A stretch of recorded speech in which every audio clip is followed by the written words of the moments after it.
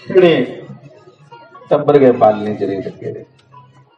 मेरी गल्ला की कोई अदरवाइज नहीं है, टब्बर पालना भी जरूरी है, पर छड़ियां उगे गल्लां कीतियां ਉਹਦੇ अलावा कोई गल नहीं पता। जरूर परिवार की पालना करनी चाहिए। साढ़े इत्थे ते उस मां प्यो की शत्रु आख्या जेड़े संतान की पढ़ाते नहीं।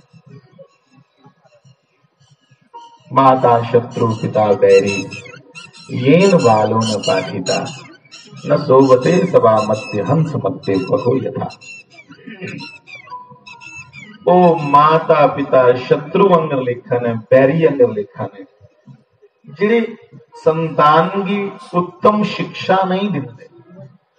उत्तम शिक्षा का मतलब ये नहीं कि आज तक अंग्रेजी बोलना आई तो बस भाई बड़ी बड़ी कोई खून खोई उड़ी। बड़े शहर जाइए देखो तो भिख मंगने अंग्रेजी बोले याद तो ना बोली उड़ी तो कि कुछ खून खोई उड़ी उन्हें। शिक्षा का मतलब है बच्चे की शिक्षित करना, उसी संस्कार युक्त करना, उसी बड़े निके का अदब पता लगे, ये शिक्षा है। उसी बैठने खलोने की जांच आवे, ये गुड़ी चार सज्जन खड़ोते दे होंदे हो मोबाइल चगनी उंगल कटा अपनी ओदे च कटा कटा करता। तो शिक्षित होने का मतलब है सारा समाज संस्कार युक्त होए, उसी पता होए कि ईश्वर का इस जीवन च के उच्च स्थान, ईश्वर की महिमा का उसी पता होए। अपने समाज दे विच एक दूए की पीड़ा की किंजा असीं दौड़ी दौड़ी है, एक दूए के काम आना, एक दूए की पीड़ दे विच उहदे भाईवाल बनना, शरीक बनना, उहदे दुख दे, इन्हीं गल्लें दा पता लगना शिक्षा।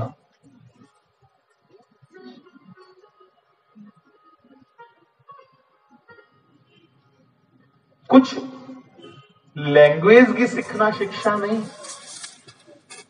कोई भाषा आई है सानू बोलना ओहदा मतलब शिक्षा नहीं। शिक्षा कुसी मिलती शिष्य की, शिक्षा शिष्य, शिष्य आखदे सिख की चेले की, चेले का आचरण शिष्य का आचरण नहीं होना चाहिए जिन्हें गुरु का आचरण हो।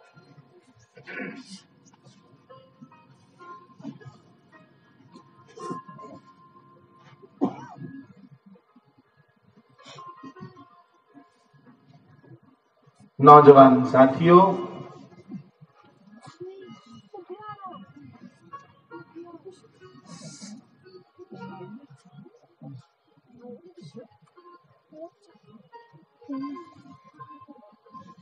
भगवान श्री कृष्ण दे एक चेले हुए,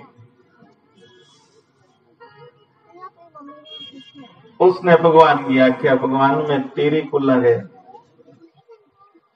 योग की शिक्षा लेनी है। जिन्हें पूर्ण भगत ने गोरखनाथ ने आख्या कि मैं तेरे को लगे योग साधना, तुम्हें मेरी योग की शिक्षा दीक्षा दे। इन्हें गए उसने भगवान कृष्ण की छोटा जिहा हाथ लगा हाथ, भगवान तुसके मेरे गुरु, तुसके मेरे गुरु। तो भगवान की उसने गुरु समझ लिया। भगवान ने देखा ये हूं पेश के पई है, इसी कुछ ना कुछ सिखाने को। तो भगवान ने उसको शिष्य स्वीकार किया। अर्जुन भी भगवान का चेला बने।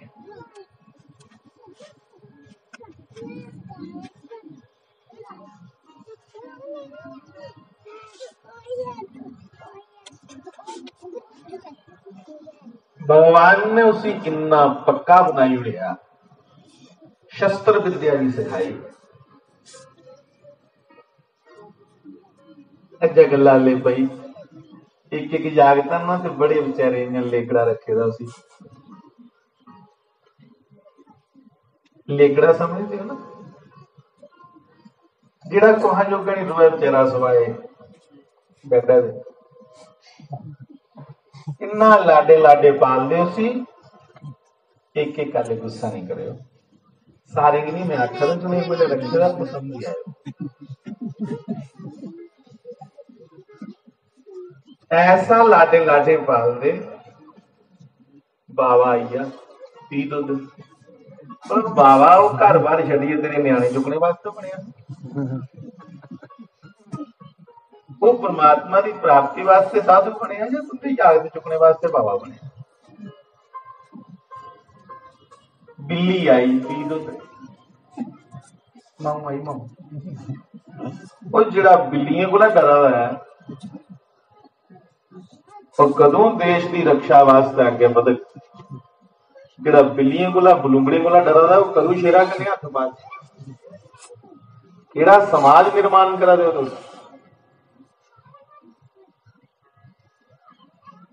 मेरे दादाजी निखरी उठते एक गल आखो ना जे घर बाहू आया तो दादाजी आखते कि पहले उन्हें साबित करके बाहू होंगे 10 जागता,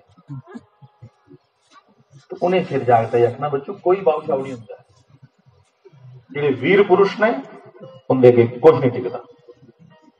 फिर उन्हें दोबारा बच्चे का माइंड वाश करना कि ऐसा कुछ नहीं होता। तुसीं समाज का निर्माण करना है, एक एक परिवार दे विचा देश का भविख निकलना है।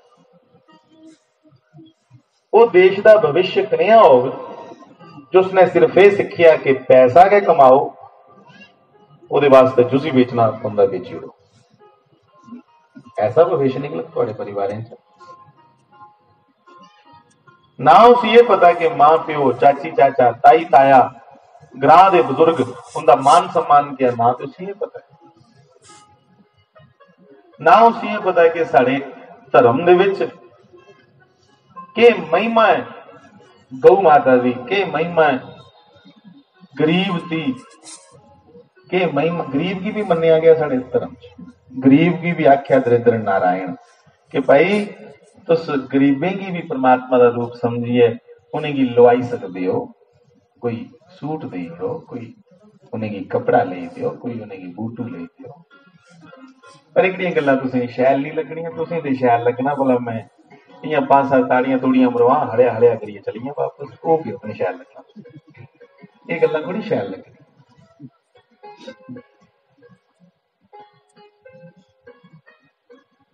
सोमनाथ का मंदिर है गुजरात में, हूं तो मुड़िया बनया नवा, ताड़ियां मारने का बड़ा रिवाज है। हौले कीर्तन जरूर करना चाहिए सजनों, जरूर कीर्तन ज नहीं कोई दूसरी गल के नहीं पक्की, पर कीर्तन करने का मतलब ये नहीं है कि तुस आलकी ते प्रमादी हुई है, उसे बेविश्वासी हो, उद्यमी उहदे कन्ने कन्ने होना बड़ा जरूरी है। जिन्ना कीर्तन करना जरूरी है, इन्ना उद्यमी बनना जरूरी है। इन्ने के लोकाचार कन्ने निभना भी इन्ना जरूरी है, बड़े निक्के दा अदब भी इन्ना जरूरी है, उहदे कन्ने एक समाज का निर्माण होंदा। संतान जिहड़ी है किसी भी धन आख्या गया, संतान धन पुत्र धन, ते धन जे औखे मौके उपर मुल्खा दे काम नहीं आया, जां अपनी कौम दे काम नहीं आया, जां अपने भैणे भराएं दे काम नहीं आया, तो फिर तो डेड स्टॉक है ना, फिर तो कोई काम नहीं आया। भगवान श्री कृष्ण की देखो कि नारायण का रूप होंदे हुए युद्ध भूमि च आपे कूदीए कि चल अर्जुन तू नहीं शस्त्र चुकना, जे तू इन्ना के अज मोह जागी पिया कि एक कौरव मेरे अपने चाचे ताए मामे ने, ते इसलिए तू पापी की सजा नहीं दे पा रहा, क्योंकि पाप करने वाला तेरा अपना है, ते फिर नहीं तेरी भी जरूरत नहीं है। धर्म उपरा तुस पिछे हटे नहीं, तो परमात्मा ने तुसें छड्डिया, कोई रिश्तेदारी नहीं परमात्मा की तुहाडे कन्नै ना साडे, ओहदा ते तुहाडा संबंध ना पैसे दा, तुहाडे ते ओहदियां जिहड़ियां फीलिंग्स जुड़ी दियां, परमात्मा ते तुहाडे विच संते ते तुहाडे च जिहड़े भाव जुड़े दे सिर्फ धर्म दे, उन्हें की चाहते हो कि सही रस्ते चलना पौग, दोनों चा एक भी छड़ना पौगा, जां अपनी माड़ी करतूत जा संत जा परमात्मा परमात्मा के संत की त्यागी उड़ो लगी रहो इन्हें लगे तो धन विश्वामित्र जिहड़ा सब कुछ करने योग है महाराज दशरथ की मैं जीए फटी सुटिया उन्हें कहा दशरथ गल सुन मेरी अस बावे बने दे बेशक पर इन्नी जुरत है कि कल्ले गए जंगल दे विच राक्षस की सफाई करी सकने आ पर जे राजा इन्ना पुत्र मोह दे विच डुबी आ जागत लेगड़े करी सुड़का घर रखी रखी है इन्ना पुत्र मोह च डुबी है कि पता नहीं कि पुत्र रत्न जिहड़ा है उसी मुल्क की सेवा वास्ते देश की सेवा वास्ते समाज की सुरक्षा व्यवस्था वास्ते अर्पण किया जाता है।